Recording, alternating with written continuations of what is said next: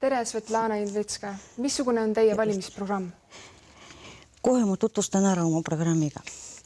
Kui mind lasevad Europarlamendi sisse, siis ma hakkan seisma esimene vastuvõtmise Euroopa eelarve eest, et ta oleks 10 triljonit dollari 9 aastaks. Kuna ma arvan, et 960 miljardit eurot 7 aastaks on niivõrd väike summa. Võrreldes Ameerikas, kus on elanikute arv umbes 300 miljonit, see on 2 korda vähem kui Euroliidus. Aastane eelarve enam kui 1 triljon dollari.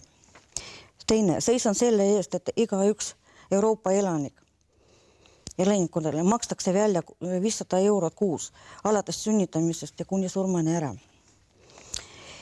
Kolmas, seisan selle eest, et annuleerida kõik maksud ära, kuna esiteks on majandusele pidur ja teiseks on sunnimine, mida ei pea olema vabas ühiskonnas. Ja kui parlament ei rahulda minu palvet ära, siis ma hakkan nõudma läbiviimise euroreferendumi ära. Maailmas on 2 põhiprobleemi, see on keskkonna mustumine ja sõjaväekulud. Iga 1 aasta peale kõik riigid maailmas raiskavad sõjaväe vajamisele üle $1 triljoni ära. See on mõttetu, kuna riigi vajab, kuna niigi väga palju inimesi surevad haigusest, erinevatest katastroofidest ära ja nii edasi. Mina tahan, et armeed lastakse laiali, aga need rahad, mida jääb riigi käes kokku hoid, lasta keskkonna kaitsmiseks ja sotsiaalprojektidele. Maailmas elavad umbes 7,5 miljardit inimesi. Ja mõned katsuvad levitada juttu, et toidu kõikidele ei jätku. Statistika andmed näitavad, et maailmas toodakse piisavalt toitu, et saaks väga kergesti iga üks elanik süüa täis. Ja ainult inimeste suure ahnuse pärast 1/4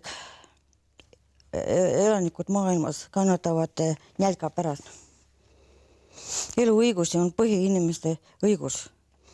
Inimene peab saama toimetulekutoetust, et oleks valik, kas töötada või mitte. Riik peab austama eluõigusi ja andma võimalusi inimestele elada, aga see, kes tahab hästi elada, töötagu. Töö võib ära tuua inimestele mitte ainult raha, vaid ka rõõmu. Nagu oli nõukaajal. Mina sain näiteks kommunistliku tööd lööja ja töö oli austatud. Sellest see ongi. Nüüd ei ole seda ja inimesed ei taha nagu eriti tööle minnagi, et ei arvesta nendega. Aitäh teile ja elu valimiste! Aitäh, kõige head!